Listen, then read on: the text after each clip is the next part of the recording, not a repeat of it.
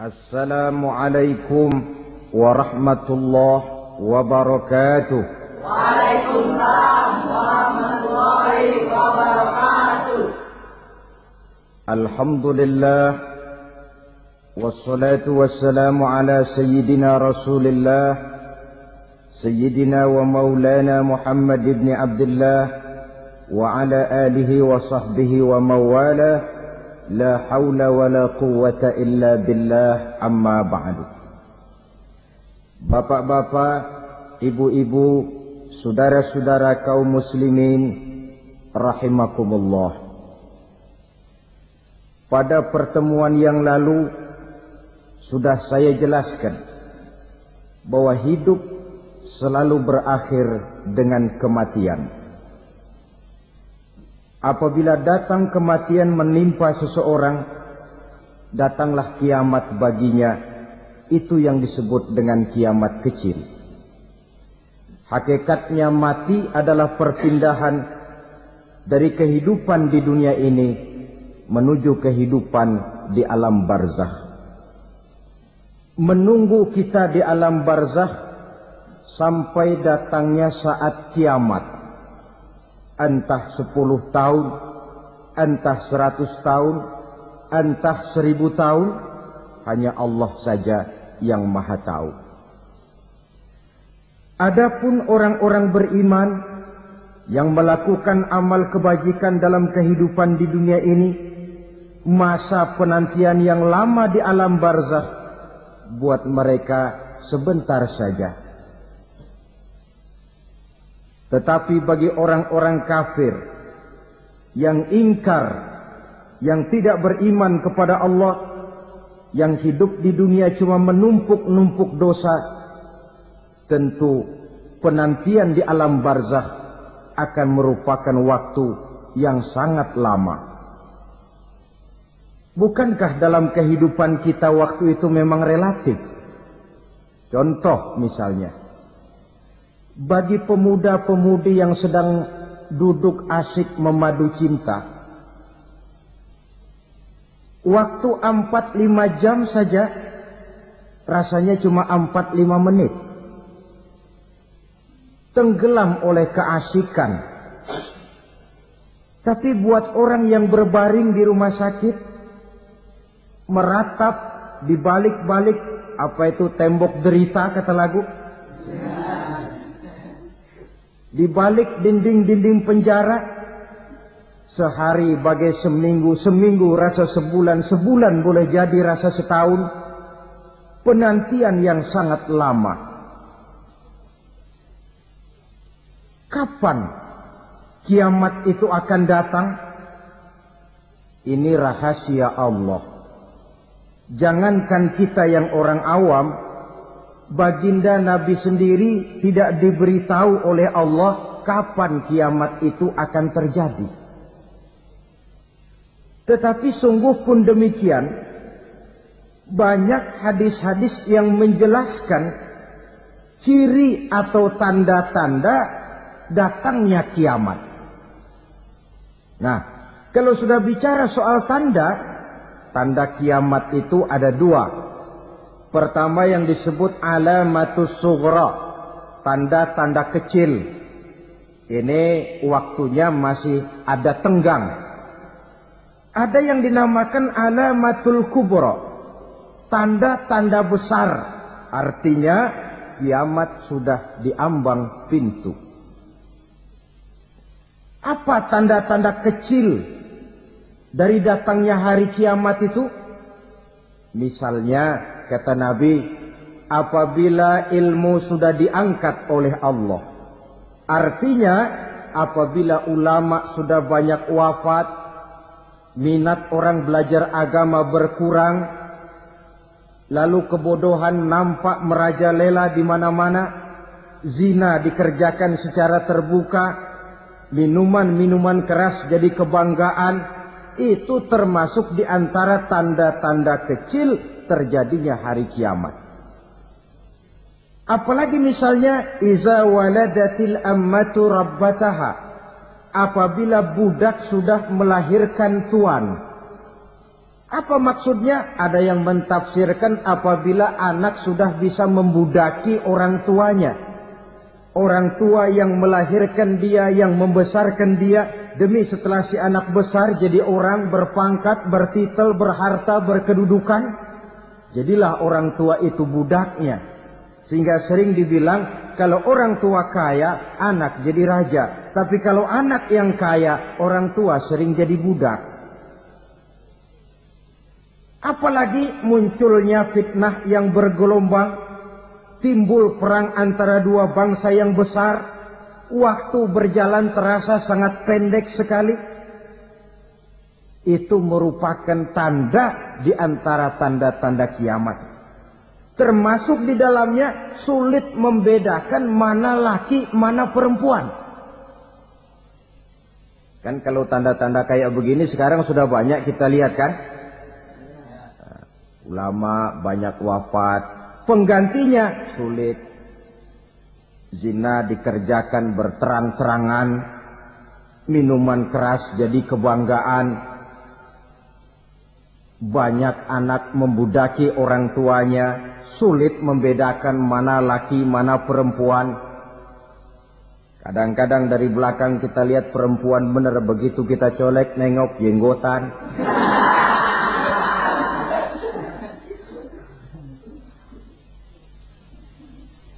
Ini termasuk tanda-tanda kecil.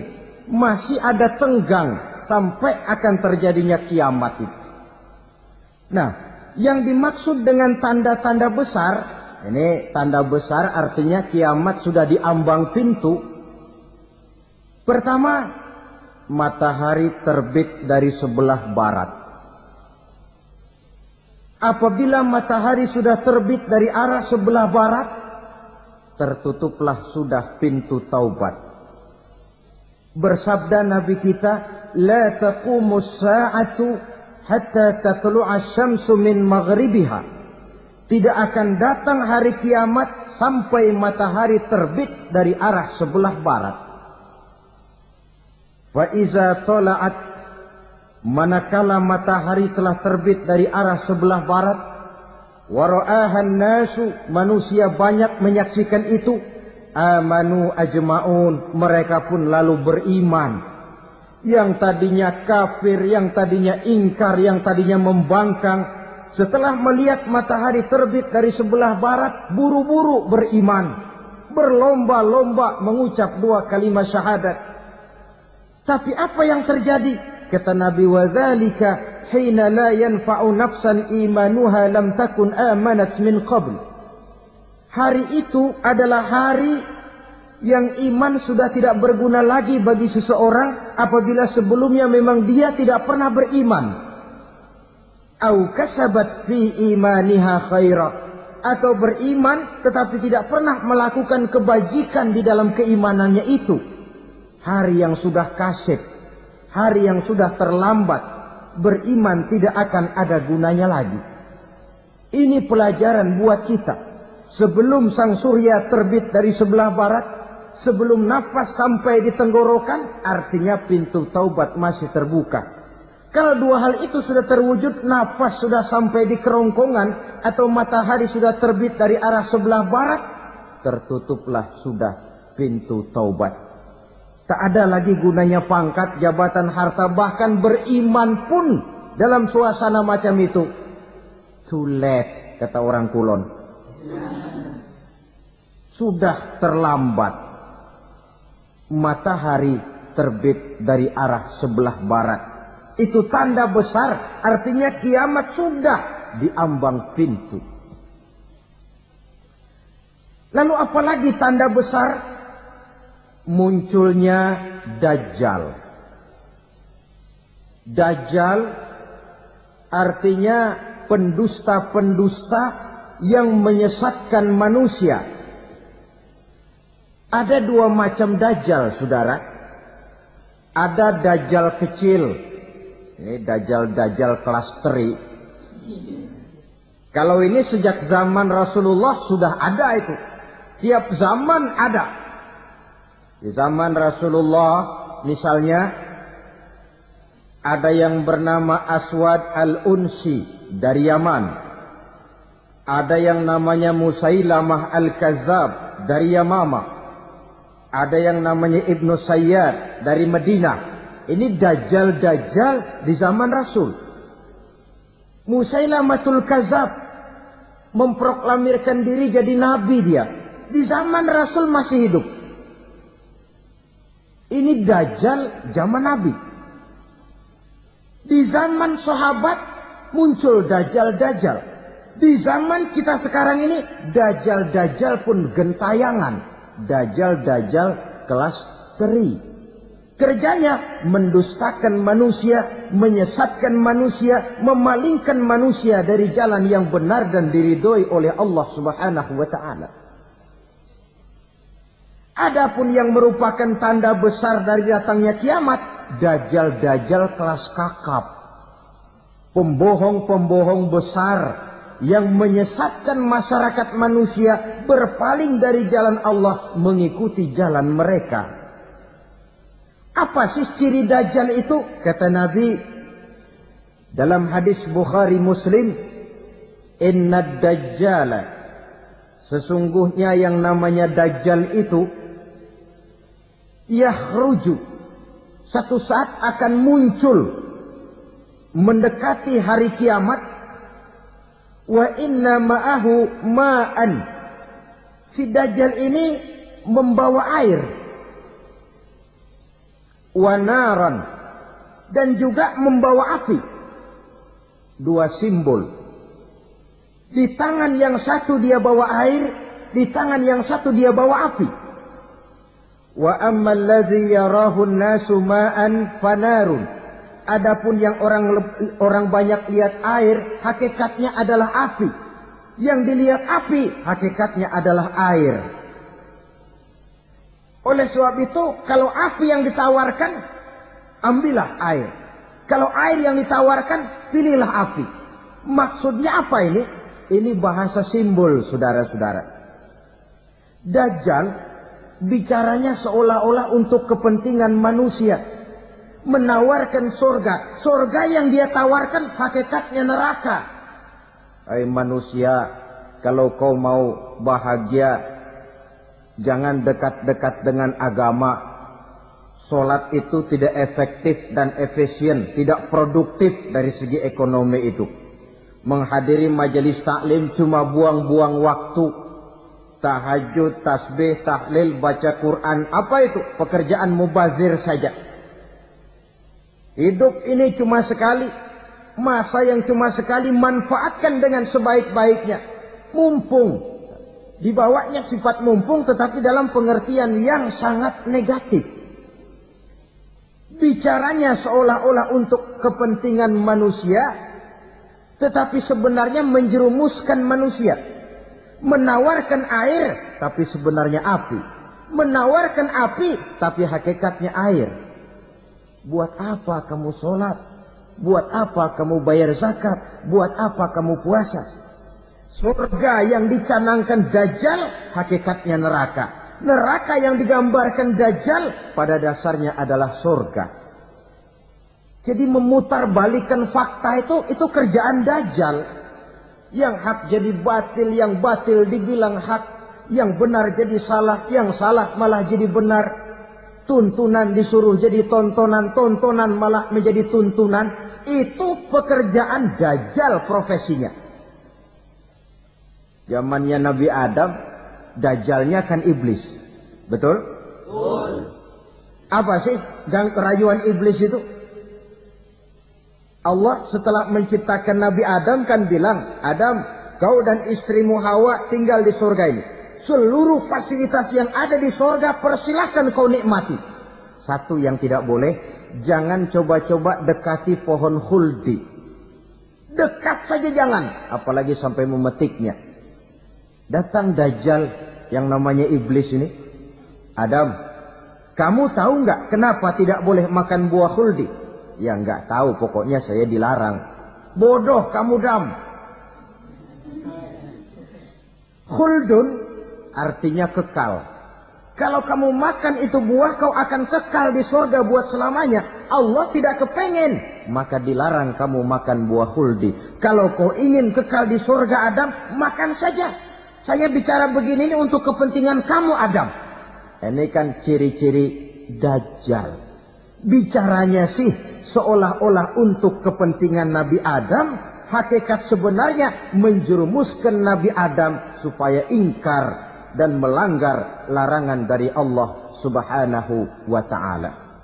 Jadi setelah muncul Dajjal, timbul kekacauan-kekacauan di masyarakat. Banyak yang terpengaruh, terpedaya dan terpesona. Termasuk mereka yang memproklamirkan diri jadi nabi. Mereka yang memproklamirkan diri jadi rasul di zaman sesudah Rasulullah wafat. Itu adalah Dajjal-Dajjal. Maka saya ingatkan, kalau di zaman kita sekarang ini ada orang ngaku jadi nabi, ada orang ngaku jadi rasul, biar bahasa Arabnya kental, Quran hafal, hadis ribuan hadis hafal, biar pakai serban sampai menyengser ke tanah, bahasa Arabnya fasih, tapi dia mengaku jadi nabi, jadi rasul. Kita umat Islam wajib tidak percaya. Wajib untuk tidak percaya. Itulah Dajjal-Dajjal zaman kita sekarang ini. Tidak mustahil. Mereka datang mempengaruhi orang-orang awam supaya berpaling dari Rasulullah, mengikuti mereka. Nah, di akhir zaman nanti, mendekati hari kiamat, Dajjal ini muncul, Dajjal kelas kakap, menyesatkan masyarakat manusia untuk berpaling dari Islam, mengikuti seruan mereka. Apalagi di antara datangnya kiamat itu, tanda yang besar itu, turunnya Nabiullah Isa Al-Masih, putra Maryam. Menurut berbagai hadis yang sahih, Nabi Isa Al-Masih nanti akan turun lagi. Tidak membawa risalah yang baru, tapi meluruskan risalah Islam ini yang telah banyak ditinggalkan oleh masyarakat. Bahkan ada hadis menjelaskan beliau akan membunuh Nabi, mematahkan kayu-kayu salib, lalu melaksanakan haji dan umrah mengikuti syariat Nabi Muhammad, bukan membawa agama baru. Menjadi semacam mujaddid, reformer, menyelamatkan manusia dari bisikan Dajjal. Bahkan ada riwayat yang menjelaskan bahwa Nabi Isa berhasil mengalahkan Dajjal, mengembalikan masyarakat manusia kembali kepada ajaran Islam yang datang dari Allah, dibawa oleh Rasulullah Sallallahu Alaihi Wasallam. Dengan kata lain, turunnya Nabi Isa bukan sebagai Nabi dan Rasul baru, tetapi mengikuti syariat Nabi kita Muhammad Sallallahu Alaihi Wasallam. Saudara hadirin, ibu-ibu hadirat yang saya hormati. Kemudian apalagi di antara tanda-tanda besar akan datangnya kiamat itu? Keluarnya asap atau awan. Kata Nabi, inna min asyrati sa'ah dukhanan yamla'u ma bainal masyriqi wal maghrib. Di antara tanda-tanda kiamat, munculnya awan atau asap yang memenuhi antara langit dan bumi. Ini pun diperkuat dalam surah Ad-Dukhan ayat 10. Fartaqib yauma ta'tis sama' bidukhanin mubin fayughshan nas hadza azabun alim. Bagi orang-orang yang beriman, mereka biasa-biasa saja. Tapi bagi orang kufur, datangnya asap dan awan ini merupakan azab yang kelewat pedih. Barangkali sedikit mendekati gambaran tentang azab yang pedih ini, saya ingatkan alam pikiran kita kepada peristiwa yang belum lama terjadi. Pernah dengar berita bocornya reaktor nuklir di Chernobyl, Uni Soviet? Pernah dengar? Bocornya reaktor nuklir di Chernobyl yang mengakibatkan ratusan bahkan sangat mungkin ribuan nyawa. cuma satu reaktor. Bagaimana kalau seluruh cadangan nuklir yang dimiliki oleh para negara adik kuasa ini diledakkan? Bahkan yang konon menurut catatan, cadangan nuklir yang dimiliki bersama oleh Amerika dan Rusia sekarang ini sudah sanggup memusnahkan 6 miliar manusia. 1,5 kali lebih banyak dari jumlah manusia yang nongkrong di permukaan bumi ini. Saudara-saudara hadirin yang saya hormati, lalu saat mendekati hari kiamat, apalagi tandanya? Setelah Nabi Isa wafat, pada saat turunnya yang kedua kali, lalu Allah meniupkan angin sejuk. Semua orang-orang beriman, orang-orang baik wafat, sehingga penghuni bumi ini cuma tinggal lagi terdiri dari orang-orang kafir. Tidak ada lagi di bumi ini yang bisa mengucapkan Allah. Sehingga dalam hadis qudsi itu ada keterangan, Innallaha azza wa jalla yaqulu li Israfil. Allah pernah pesan kepada malaikat Israfil. Kata Allah, Israfil, Iza sami'ta qailan yaqul Allah, Allah, fa akhirin nafah 40 sanatan ikraman liqailiha. Hai Israfil, apabila kau dengar di permukaan bumi masih banyak orang yang mengucapkan Allah, Allah, maka tunda sangkakala kiamat itu 40 tahun. Untuk apa? Ikraman liqailiha, menghormati orang yang mengucapkan Allah, Allah itu. Wah, jadi karena sekarang masih banyak yang mengucapkan Allah, besar hatilah kita, masih jauh kiamat itu. Tapi jangan lupa, kiamat pribadi, kiamat kecil itu yang gak kita sangka-sangka. Ajal datang mencabut nyawa, itu kiamat pribadi. Dan itu yang pasti kita hadapi. Dan itu yang membuat kita tidak boleh bersikap main-main di dalam kehidupan sekarang ini.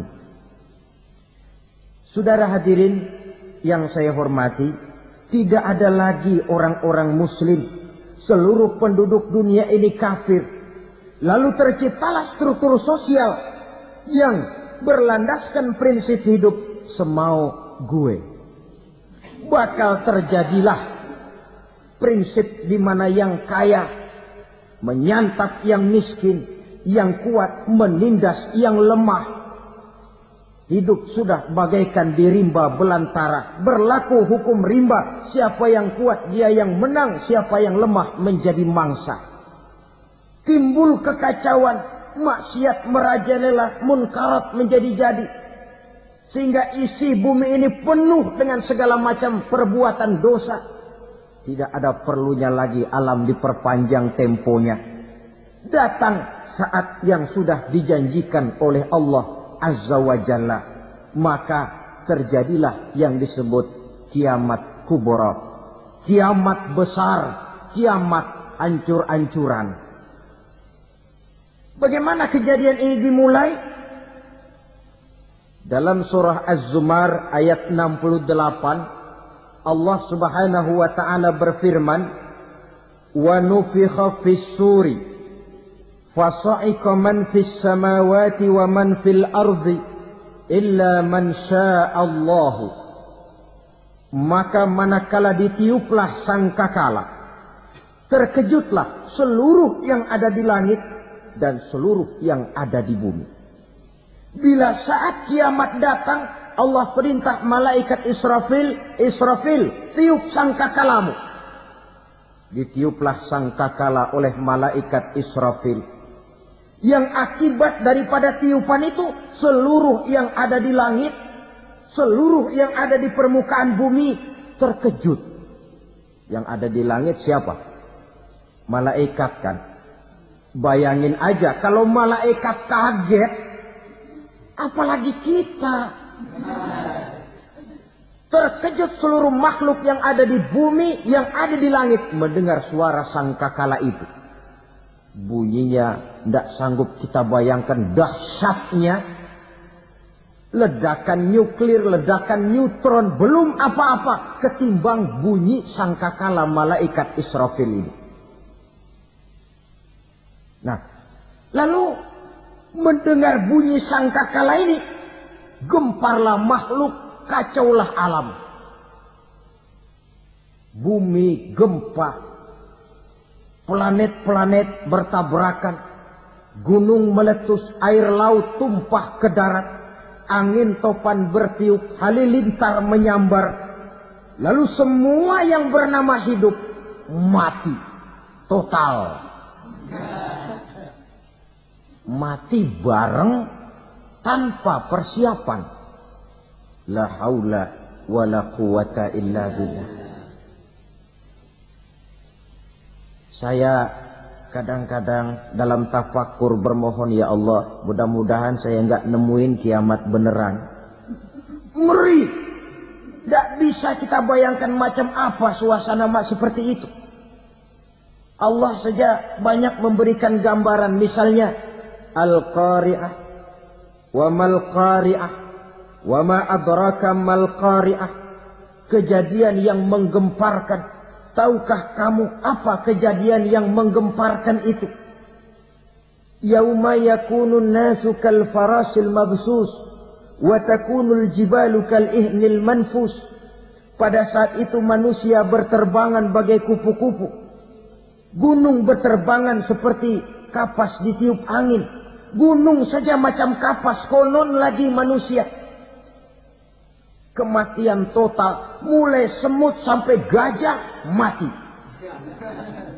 Jin mati, iblis mati, malaikat mati. Oh, malaikat saja mati. Saudara hadirin yang saya hormati, kematian total yang tanpa persiapan. Orang bilang, Pak, kalau mati bareng begitu yang repot malaikat maut dong ya. Cabut sana, cabut sini. Itu kalau menurut logika kita. Mestinya begitu menurut logika. Tapi logika juga yang bilang nggak perlu serepot itu. Sebab untuk mematikan listrik di wilayah DKI, di wilayah Jakarta, nggak perlu tiap rumah didatengin matiin, ya lama. Cukup dari kantor pusatnya saja PLN tekan satu tombol, gelaplah seluruh Jakarta. Saudara hadirin yang saya hormati, kematian total. Lalu setelah kematian total, planet-planet juga mati, dalam arti tidak bergerak dan beredar. Angin mati, dalam arti tidak bertiup. Air mati, dalam arti tidak ada riak gelombang. Pokoknya semua mati. Kullu nafsin za'iqatul maut. Semua yang bernafas mati. Dalam ayat lain, kullu man 'alaiha fan. Semua yang ada di permukaan bumi fana. Yang kekal cuma Allah subhanahu wa ta'ala. Yang paling belakang mati, malaikat maut dan malaikat Israfil. Tapi mati juga sesuai dengan janji Allah. Menurut hadis Bukhari Muslim dari Abi Hurairah, masa tenggang waktu antara kematian total pada tiupan sangkakala pertama dengan proses kebangkitan pada tiupan sangkakala kedua 40 lamanya. Tidak dijelaskan oleh Abi Hurairah 40 jam, apa 40 hari, apa 40 tahun.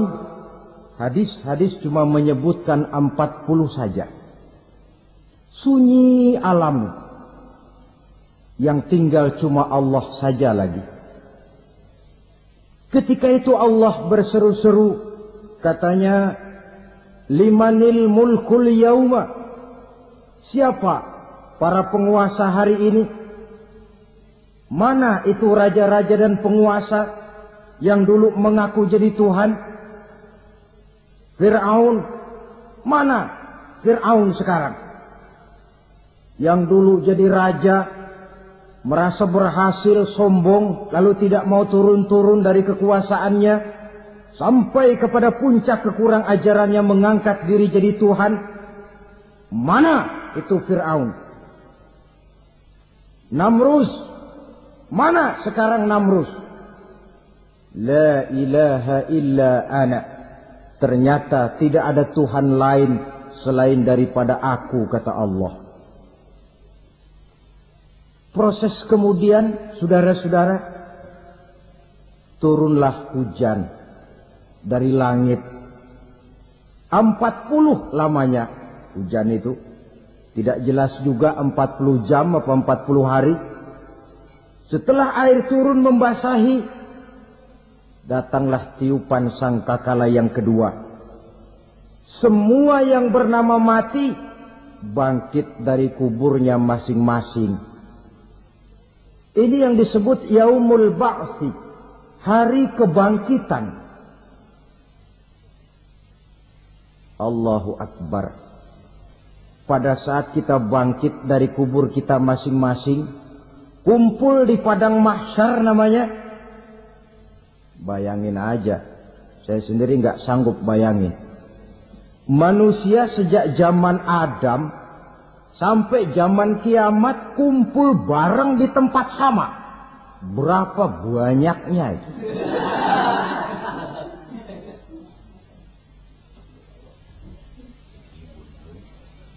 Dan yang luar biasa menurut satu riwayat, pada saat bangkit itu, Masya Allah, roman muka kita berubah. Disesuaikan dengan amalan kita waktu di dunia ini. Barang siapa yang waktu di dunia amalannya itu amalan tikus, di akhirat nanti dia bangkit dari kubur, mukanya seperti muka tikus. Gagah betul badannya, tapi mukanya seperti tikus. Kenapa? Amalannya waktu di dunia seperti amalan tikus. Apa amalan tikus itu? Suka ngegeragoti barang yang sudah disimpan rapi-rapi. Orang sudah simpan uang rapi-rapi, simpan perhiasan rapi-rapi, digeragoti oleh tikus. Maling-maling, pencoleng-pencoleng, koruptor-koruptor. Itu nanti di akhirat nanti kita lihat mukanya seperti muka tikus. Oh ini waktu di dunia suka nyolong, mukanya seperti muka tikus. Barang siapa yang waktu di dunia ini amalannya itu amalan macan, dia akan bangkit nanti mukanya seperti muka macan. Apa amalan macan? Macan itu amalannya menang-menangan. Orang yang mau menang saja nggak mau mengalah. Coba lihat di hutan. Kenal hutan nggak? Di hutan, raja hutan di mana-mana pasti macan. Betul kan? Betul. Padahal hutan belum pernah bikin pemilihan umum. Tapi macan tidak peduli ada pemilihan umum apa tidak, pokok saya raja. Sebab apa? Macan jadi raja itu bukan karena benar, tapi karena kuat jadi raja. Setelah dia jadi raja, rakyat hutan yang mesti dilindungi malah dimakan oleh raja macan. Kambing rakyat hutan dimakan oleh macan. Ayam rakyat hutan dimakan oleh macan. Itu nanti kita lihat di akhirat itu mukanya seperti muka macan, gagah betul. Lalu barang siapa yang di dunia ini amalannya itu seperti amalan anjing, nanti dia punya muka seperti muka anjing. Apa amalan anjing? Pertama, anjing itu kalau disuruh jaga rumah, dia tidak bisa membedakan mana maling, mana tamu. Biar yang datang maling, kalau bawa tulang, anjing kalem. Yang kedua, anjing itu akan setia kepada siapa saja yang memberinya roti. Siapa yang memberinya roti, itulah majikannya. Apa kata majikannya pasti dia laksanakan. Soal benar atau salah dia tidak peduli. Setelah anjing dapat roti, dia tidak punya pilihan lain kecuali bilang, abdi mah kumaha juragan wae ayeuna mah.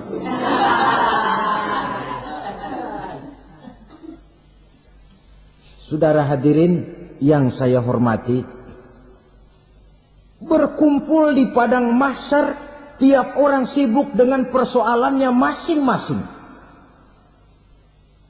Matahari waktu itu didekatkan oleh Allah. Panas luar biasa. Ada yang saking panasnya itu mencucurkan peluh keringat sampai sebatas mata kakinya. Ada yang keringatnya sampai sedengkulnya. Ada yang keringatnya sampai sepusatnya. Ada yang keringatnya mengalir sampai sebahunya. Ada yang kelelap oleh keringatnya sendiri. Sementara orang di sampingnya enggak apa-apa. Bergantung lagi amalan dia waktu di dunia ini. Saudara-saudara, sebagian orang dalam kepanikan padang mahsyar berombong-rombong datang mereka menghadap Nabi Adam. Ya Adam, anta abal bashar. Hai Adam, Tuhan adalah bapak moyang manusia. Kami sebentar lagi akan disidang, dimintakan pertanggungan jawab. Tolonglah kami, hai Adam. Kata Nabi Adam, jangankan nolongin sampean, saya sendiri tanggung jawab di hadapan Allah ketika dulu tidak boleh makan khuldi, saya serobot. Sudahlah, urus diri masing-masing saja, nafsi. Begitu kata Nabi Nuh, begitu kata Nabi Ibrahim. Tiap orang bertanggung jawab sendiri-sendiri. Ketika itulah saudara-saudara, nikmatnya menjadi umat Nabi besar Muhammad sallallahu alaihi wasallam. Sebab apa? Walaupun menurut abjad kita ini umat paling belakang, kan paling belakang kita ini toh, karena Nabi Muhammad adalah Nabi akhir. Tapi akan dihisap lebih dulu, lewat di atas sirat lebih dulu, masuk surga lebih dahulu ketimbang umat-umat belakangan. Ketika Rasul mendekati ajal, beliau tanyakan itu kepada malaikat Jibril. Malaikat Jibril berkata, Muhammad jangan khawatir, Allah sudah berjanji, inni haramtul jannata ala sairil anbiya hatta tadkhulaha anta. Wa haramtuha ala sairil umami hatta tadkhulaha ummatuka. Surga aku haramkan buat seluruh nabi kecuali kalau engkau Muhammad sudah masuk ke dalamnya. Dan surga aku haramkan buat seluruh umat kecuali kalau umatmu Muhammad sudah masuk ke dalamnya. Logikanya, walaupun menurut abjad kita umat paling belakang, bakal dihisab paling dulu, lewat di atas sirat paling dulu, masuk surga paling dulu, kalau mampir ke neraka juga paling dulu. Ya resiko. Jangan mau enaknya aja paling dulu. Saudara hadirin yang saya hormati, setelah masa kebangkitan, itu jangan dikira begitu bangkit langsung diperiksa. Masih menunggu menanti ribuan tahun perhitungan padang mahsyar untuk sampai kepada proses yang disebut yaumul hisab, hari perhitungan. Seorang demi seorang bakal dipanggil. Bayangkan saja, kita se-RT saja di absen, kadang-kadang perlu waktu lama. Ini manusia sejak zaman Nabi Adam sampai datang hari kiamat, satu demi satu disidang di hadapan Qadhi Rabbul Jalil. Status sosial copot sudah waktu itu. Yang pernah jadi hartawan di situ tidak lagi kelihatan kehartawanannya. Yang pernah jadi jenderal tidak lagi dipanggil jenderalnya. Yang ustadz tidak lagi dipanggil al-mukarramnya. Seluruh status sosial selesai. Dipanggillah kita seorang demi seorang menghadap Qadhi Rabbul Jalil. Bagaimana proses penghisaban itu? Pertama proses tanya jawab. Di antaranya ada hadis menyatakan, lan tazula qadama 'abdin yaumal qiyamah hatta yus'ala an arba'i khisalin. Besok di hari kiamat tidak akan bergeser telapak kaki seorang hamba sampai dia ditanya lebih dulu tentang 4 persoalan. Tentang ilmunya. Kemana ilmu itu diamalkan? Tentang umurnya. Di mana umur itu dihabiskan? Tentang masa mudanya. Kemana masa muda itu dipakai? Tentang hartanya. Dari mana harta itu didapat dan kemana harta itu dibelanjakan. Ini termasuk proses tanya jawab. Jadi kalau istilah pengadilan dunia, nama Fulan bin Fulan. Kamu waktu di dunia diberikan umur panjang untuk apa? Pernah mengalami masa muda, kemana kau habiskan masa remajamu? Kau diamanahkan ilmu, dengan apa ilmumu kau amalkan? Kau diberikan harta, dari mana harta kau dapat, kemana kau belanjakan? Tak seorang pun yang bisa mungkir. Sebab apa? Dikala itu yang menjadi saksi bukan orang. Yang menjadi saksi adalah seluruh anggota badan kita. Tangan bicara, kaki jadi saksi terhadap seluruh amalan yang pernah kita kerjakan pada saat kehidupan di alam dunia ini. Selesai proses tanya jawab, lalu diperlihatkan buku catatan kita waktu hidup di dunia ini. Jangan lupa Allah itu menyiapkan 2 superkomputer kepada kita. Sebelah ditempelin sebelah kanan, yang sebelah tempelin di sebelah kiri. Komputer itu namanya Raqib dan Atid. 2 malaikat yang apabila baik kita lakukan, refleks saja akan menulis kebajikan kita. Jahat kita kerjakan, akan tertulis. Catatan itu nanti diperlihatkan kepada kita. Waduh, alangkah malunya pada saat diperlihatkan catatan kita, buku rapot kita, merah melulu. Barangkali diperiksa sambil diomelin, brengsek lo. Buku merah melulu begini, bagaimana waktu hidup di dunia? Tidak cukup diperlihatkan buku catatan kehidupan, rekaman kehidupan. Rekaman kehidupan kita secara utuh sejak terlahir sampai ajal datang merenggut nyawa. Barangkali mirip dengan video sekarang ini, di mana terekam dengan baik seluruh kegiatan kita sejak yang sekecil-kecilnya sampai kepada yang sebesar-besarnya. Untuk kemudian kita pun menerima balasan. In khairan fa khairun wa in syarran fa syarrun. Kalau baik ya baik balasannya, kalau jahat ya jahat juga balasannya. Catatan-catatan kita diberikan. Kalau banyak kebajikannya diberikan di tangan kanan dengan cara yang halus. Kalau banyak kejahatannya diberikan dari sebelah kiri atau dilempar dari belakang. Itulah sebabnya sejak di dunia ini kita sudah mohon kepada Allah. Ketika berwudu membasuh tangan kanan, apa kita bilang? Allahumma a'tini kitabi biyamini wa hasibni hisaban yasira. Ya Allah, berikan saya kitab di tangan kanan, dan kalau saya memang perlu dihisab, hisablah saya yang seringan-ringannya. Tangan kiri berlindung kita kepada Allah. Jangan sampai diberikan kitab di tangan kiri atau dari arah sebelah belakang. Wa'udzubika an tu'tiya kitabi bishimali aw min wara'i zuhri, dari arah sebelah belakang. Na'udzubillah min dzalik. Setelah selesai lewat proses penghisaban, lewat mizan, timbangan, maka yang sudah selesai dihisab itu bergeraklah menuju sirat, jembatan yang terbentang menuju surga melalui neraka.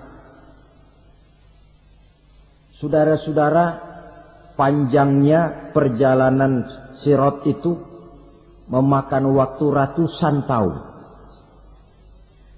Tetapi orang yang lewat di atas sirat pun macam-macam bergantung amalannya ketika di dunia ini. Ada yang lewat di atas sirat itu kal barqil khatib, seperti kilat yang menyambar, lep, sudah sampai dia di surga. Cepat bukan main. Ada yang lewat di atas sirat itu seperti orang lari-lari. Ada yang lewat di atas sirat itu seperti orang jalan biasa. Ada yang sambil merangkak, ada yang sambil ngesor, ada yang sambil gelayutan. Ada yang selamat sampai ke ujung ke surga, ada yang tergelincir jatuh masuk ke dalam neraka, bergantung amalannya dalam kehidupan di dunia sekarang ini. Tiap kita akan melewati yang namanya sirat ini. Saudara-saudara kaum muslimin yang saya hormati, dengan demikian mereka yang selamat melalui sirat sampai ke terminal akhir surga, mereka yang ketika dihisab ternyata banyak kejahatannya daripada kebaikannya, mereka singgah di dalam neraka. Nah, adapun orang-orang yang beriman menurut ayat Quran dan hadis Nabi itu nanti ada bermacam-macam. Ada orang beriman itu yang dimasukkan surga. Ada orang beriman itu yang dimasukkan ke dalam surga. Ada orang beriman itu yang disebut penduduk surga. Kenapa lain-lain, Pak? Karena waktu di dunia amalannya juga lain-lain. Ada orang beriman yang masuk surga. Ini paling murah tiketnya. Mau masuk surga? Kata Nabi begini, ma min abdin qala la ilaha illallah thumma mata ala dhalik illa dakhalal jannah. Kalau seorang hamba sudah mengucap dua kalimat syahadat, dia yakin dengan kebenaran kalimat itu sampai matinya, orang itu akan masuk surga. Abi Dzar yang waktu itu diajak bicara heran, ya Rasul kok gampang betul? Iya. Walaupun orang itu mencuri, iya. Walaupun orang itu berzina, iya. Biar dia mencuri, biar dia berzina, kalau dia sudah mengucap dua kalimat syahadat, dia yakin dengan kebenaran kalimat itu sampai matinya, itu orang akan masuk surga. Jadi masuk surga cukup dua kalimat syahadat, yakin sampai mati, masuk surga. Itu perkara masuk. Tapi kalau pertanyaannya diterusin, masuknya kapan, Pak? Nah, ini lain lagi urusannya. Sebab ada yang masuknya itu langsung, ada yang mampir dulu. Di sana tempat cuma dua. Kalau tidak surga, neraka. Mau ke surga, tapi mampir dulu. Yang mampirnya jelas di neraka. Kenapa? Dalam hadis qudsi ada riwayat. Nanti itu di akhirat, setelah Allah selesai mengatur penduduk surga, masuk surga, yang neraka, masuk neraka, Allah berkata kepada malaikat Malik, malaikat Malik, labaik ya Allah, itu bajingan-bajingan tengik, manusia-manusia durjana, yang waktu di dunia tidak mau sujud, jauh dari ulama, gemar melakukan yang munkarat dan maksiat, hidup di tengah masyarakat selalu jadi bibit keonaran, kufur, sudah masuk neraka semua. Sudah ya Allah. Nah, kalau sudah, coba sekarang kamu masuk, Malik. Saya. Iya. Masuk neraka. Mau apa ya Allah? Kata Allah, akhriju minan nar man kana fi qalbihi misqala habbatin min khardalin min iman. Kau masuk neraka, cari di dalam neraka orang-orang yang ada imannya walaupun kecil sebesar biji zarah, angkat mereka keluar. Masuk malaikat Malik ke neraka, cari orang yang ada imannya, korek-korek.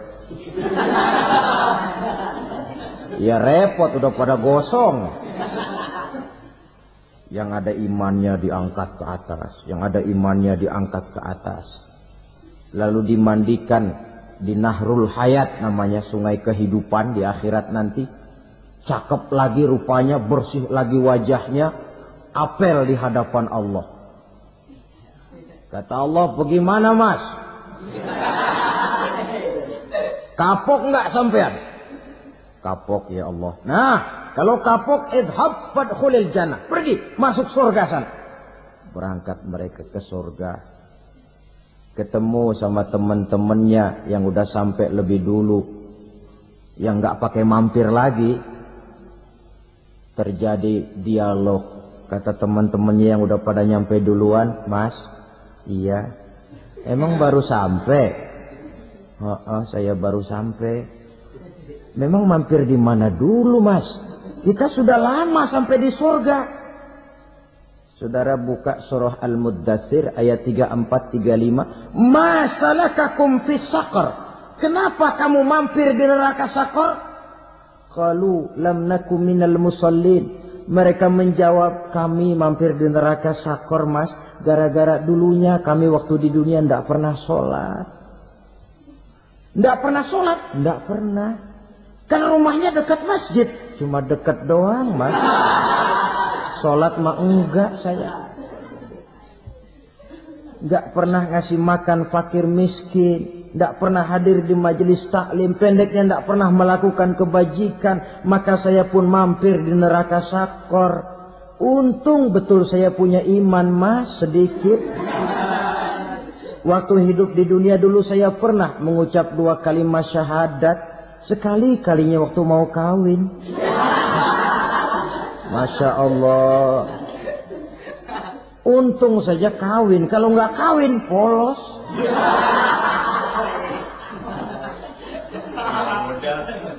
Itu juga pengulu sudah setengah mati ngajarin. Asyhadu alla, asyaduaan, asyaduaan.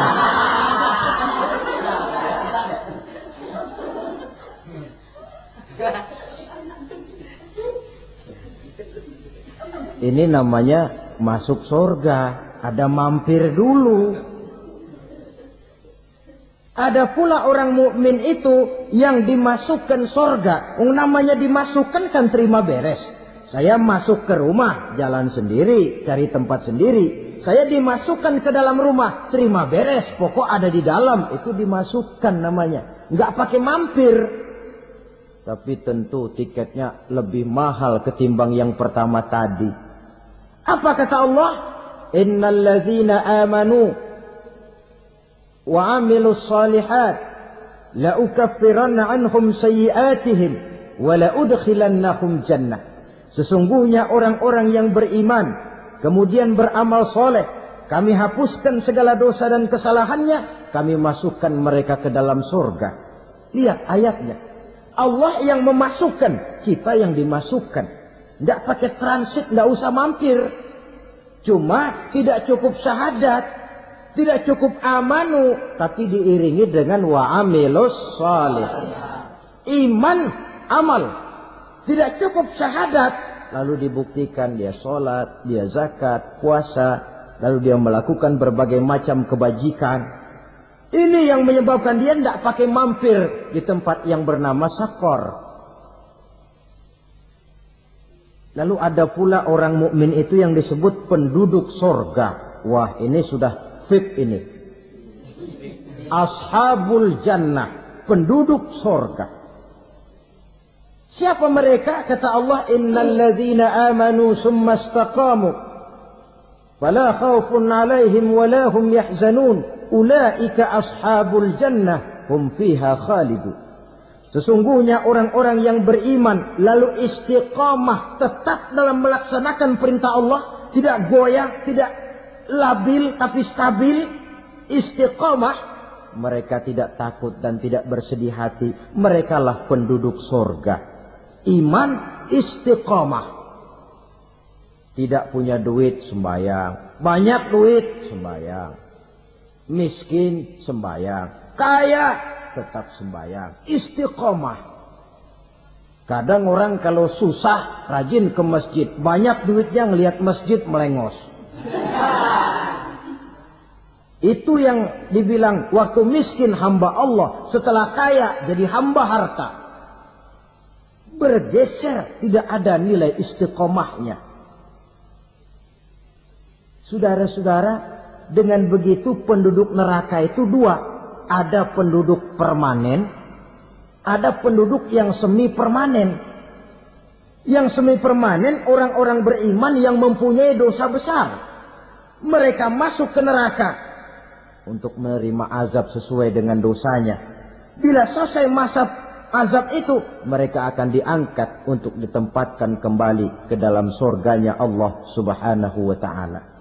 Nah, dikala itulah saudara-saudara, ada yang disebut syafaat dari Rasulullah Sallallahu Alaihi Wasallam. Tapi tentu jangan lupa syafaat ini ibarat kain menambal dia. Kita punya kain bolong-bolong sedikit, syafaat yang menambal. Solat kita ada kurang dikit, sedekah kita ada campur riak dikit, amalan kita ada tidak karena Allah dikit. Kita berharap syafaat. Jadi biarlah kain masih bolong-bolong, yang penting punya kain. Tapi kalau kainnya tidak ada, yang ditambal apanya? Sholat tidak, puasa tidak, zakat tidak, berharap syafaat saja. Ya, terlalu berlebihan itu. Saudara hadirin yang saya hormati, apabila selesai proses penghisaban, proses penghitungan, maka dikala itulah manusia terbagi dalam dua kelompok besar. Fariqun fil jannah wa fariqun fis sa'ir. Sekelompok orang-orang beruntung yang masuk ke dalam surga, dan sekelompok lagi masuk ke dalam neraka. Akan memakan waktu untuk menceritakan sifat surga dan neraka, tapi insya Allah pada kesempatan pertemuan lain saya sampaikan. Namun sebagai gambaran umum cukuplah saya sampaikan sebuah hadis qudsi. Allah jelaskan, a'dadtu li'ibadiyas salihin ma la 'ainun ra'at wa la uzunun sami'at wa la khatara fi qalbil bashar. Aku sediakan buat hamba-hambaku yang soleh, yang tidak pernah terlihat oleh mata, tidak pernah terdengar oleh telinga, dan belum pernah terdetik dalam hati manusia. Jadi kenikmatan surga belum pernah dilihat mata, belum pernah didengar telinga, belum pernah terdetik dalam hati. Pedihnya azab neraka belum pernah terlihat mata, belum pernah terdengar telinga, belum pernah terdetik dalam hati. Saudara hadirin yang saya hormati, oleh karena itu sebagai uraian akhir daripada kiamat ini, marilah sama-sama kita memanfaatkan hidup dengan sebaik-baiknya, supaya jangan timbul penyesalan di hari kemudian nanti. Mudah-mudahan kita seluruhnya diselamatkan Allah dari azab neraka dan mendapat surga dan ridhonya. Sekian dan demikian.